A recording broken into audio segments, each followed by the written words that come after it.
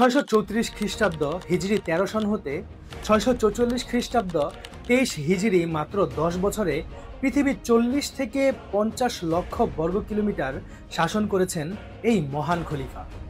এত বড় এম্পায়ার যা হযরত আদম আলাইহিস সালাম থেকে শুরু করে এই মহান খলিফা পর্যন্ত কেউ এত বড় এম্পায়ার তৈরি করতে পারেনি।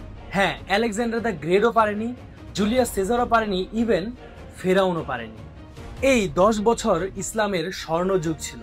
আর এই মহান খলিফার নাম, তিনি হযরত ওমর ইবনুল খাত্তাব রাদিয়াল্লাহু তাআলা আনহু। এই মহান খলিফা যখন দ্বীনে আসেন, ইসলাম গ্রহণ করেন, তখন আল্লাহ তাআলা এই মহান খলিফার মাধ্যমে, ওমর ইবনুল খাত্তাব রাদিয়াল্লাহু তাআলা আনহুর মাধ্যমে ইসলামকে ওপেনলি প্রচার করার ব্যবস্থা করে দেন। আজকের এই ভিডিওতে হযরত ওমর রাদিয়াল্লাহু তাআলা আনহুর জীবন থেকে এমন কিছু ঘটনা আপনাদের সাথে শেয়ার করব, যেগুলো শুনলে আপনারা বুঝতে পারবেন আসল নেতার কোয়ালিটি কেমন হয়, আসল পলিটিশিয়ান কেমন হয় এবং আদর্শ লিডার কেমন হয়ে থাকে। আপনারা এই ভিডিওটা আশা করি একদম শেষ পর্যন্ত দেখবেন এবং এই ঘটনাগুলো আপনার ছোট ভাই, আপনার সন্তানকে শোনাবেন, যেন তারা আদর্শবান মানুষ হতে পারে এবং তারা যেন শিখতে পারে আল্লাহ তাআলার সাথে কিভাবে সম্পর্ক স্থাপন করতে হয়। খলিফা ওমর রাদিয়াল্লাহু তাআলা আনহু যখন ইন্তেকাল করেন, যখন উনাকে মানুষ গোসল করাতে নিয়ে যান, মৃতদেহর গায়ে সবাই দেখতে পায় আঘাতের চিহ্ন। ওমর রাদিয়াল্লাহু তাআলা আনহুর পিঠের মধ্যে চাবুকের দাগ অথবা বেতের আঘাত ক্ষত বিক্ষত হয়ে আছে। মানুষ অবাক হয়ে যায়, অর্ধ জাহানের শাসক, তার গায়ে বেতের আঘাত কেন? যখন সকল কাজ সম্পন্ন হয়, যখন ওমর রাদিয়াল্লাহু তাআলা আনহুকে কবরে শুইয়ে দেওয়া হয়, তখন ওই মানুষগুলো তার সন্তানের কাছে জানতে চায় যে খলিফা ওমরের পিঠের মধ্যে এমন দাগ কেন?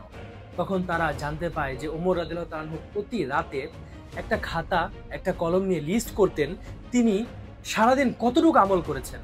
যদি কোনোদিন আমল কম হয়ে যেত, তার টার্গেট থেকে কম হয়ে যেত, তিনি ভয়ে কান্না করতেন আর বলতেন যে আল্লাহ তাআলা যদি আমাকে একবার ধরে বসে, কিয়ামতের সময় যদি একবার বলে বসে যে তুমি ইবাদত কেন কম করলে, এবং যদি আমাকে জাহান্নামে দিয়ে দেয় আমার কেমন হবে। উনি এটা ভাবতেন, কান্না করতেন আর নিজেকে নিজে শাস্তি দিতেন। হয়তো চাবুক দিয়ে নিজের পিঠের মধ্যে নিজেই বাড়ি দিতেন অথবা বেত নিয়ে নিজেকে আঘাত করতে থাকতেন আর বলতেন যে এই কষ্ট তো জাহান্নামের কষ্টের চেয়ে অনেক কম। তিনি কতটা ভালোবাসতেন আল্লাহকে আর কতটা ভয় পেতেন জাহান্নামকে। তিনি সবসময় ভয় পেতেন যে আমার দ্বারা যদি কোনো ভুল হয়ে যায়, আমি আল্লাহ তাআলার কাছে জবাব কি দেব। হযরত ওমর রাদিয়াল্লাহু তাআলা আনহুর একটা স্বভাব ছিল, তিনি গভীর রাতে রাস্তায় বের হতেন এবং জানতে চাইতেন কে কি রকম কষ্টে আছে এবং সেই কষ্টগুলোকে দূর করার চেষ্টা করতেন।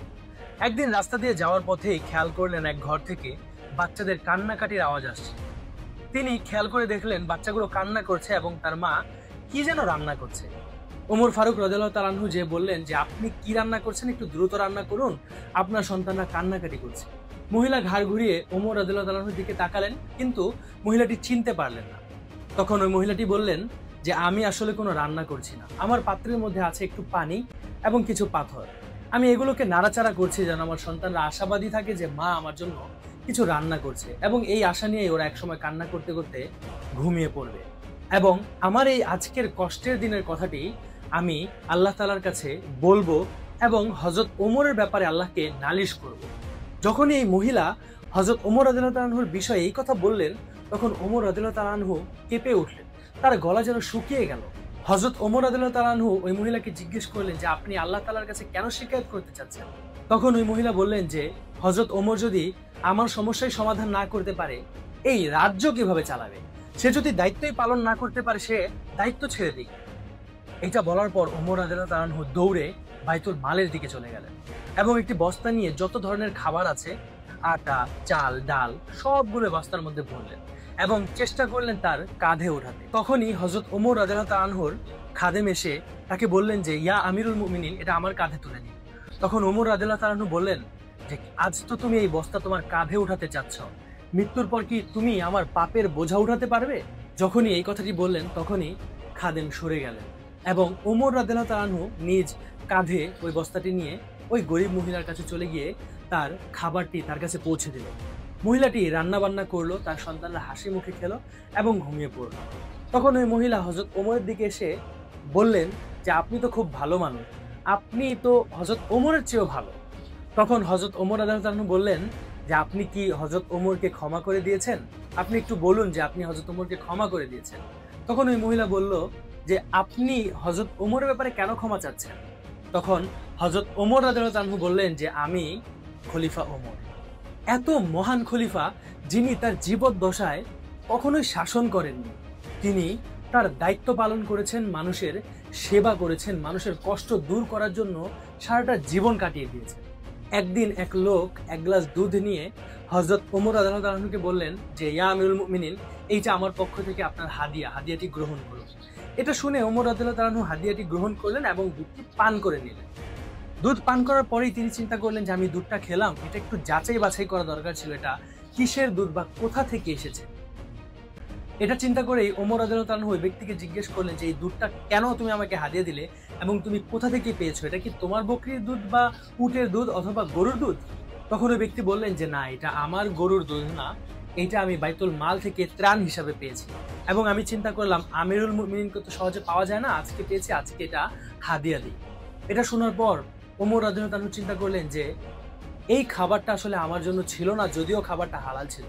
আজ যদি আমি মারা যাই আর আল্লাহ তাআলা যদি আমাকে একবার প্রশ্ন করে বসে যে ওমর, তোমার পেটের মধ্যে সরকারি দুধ দেখা যাচ্ছে, এটা তোমার পেটে কেন? এটা তো জনসাধারণের জন্য ছিল, তোমার জন্য না, এটা তোমার পেটে কেন? তখন আমি কি জবাব দেব? এটা চিন্তা করেই আমিরুল মুমিনিন নিজের গলার মধ্যে আঙুল দিয়ে বমি করে সব দুধগুলোকে ফেলে দিলেন।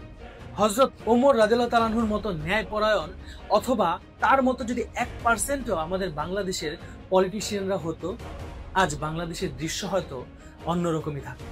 হযরত ওমর রাদিয়াল্লাহু তাআলা আনহু তার দায়িত্ব পালন করার ক্ষেত্রে ভয় পেতেন। তিনি ভয় পেতেন যে আমার দায়িত্ব যদি একবার ভুল হয়ে যায় আমি আল্লাহ তাআলার কাছে কি জবাব দেব। এটা ভাবতে ভাবতেই তিনি বলতেন যে ফোরাত নদীর তীরে যদি কোনো কুকুর না খেয়ে মারা যায়, এর জন্য আমি দায়ী থাকবো, এর জন্য আল্লাহ তাআলার কাছে আমার দায় দিতে হবে। এই মহান খলিফা 27, 28 কিংবা 29 জিলহজ মাসেই আল্লাহ তাআলার প্রিয় হয়ে যান এবং তার ইন্তেকালটি হয় রাসূল সাল্লাল্লাহু আলাইহি সাল্লামের ভবিষ্যৎ বাণীর উপর নির্ভর করে। একদিন রাসূল সাল্লাল্লাহু আলাইহি সাল্লাম উহুদ পাহাড়ের উপর দাঁড়িয়েছিলেন এবং তার সাথে ছিল হযরত আবু বকর রাদিয়াল্লাহু তাআলা আনহু, তার সাথে ছিল হযরত ওসমান এবং ওমর রাদিয়াল্লাহু তাআলা আনহু। হঠাৎই ভূমিকম্প শুরু হয়, উহুদ পাহাড় থরথর করে কাঁপতে থাকে।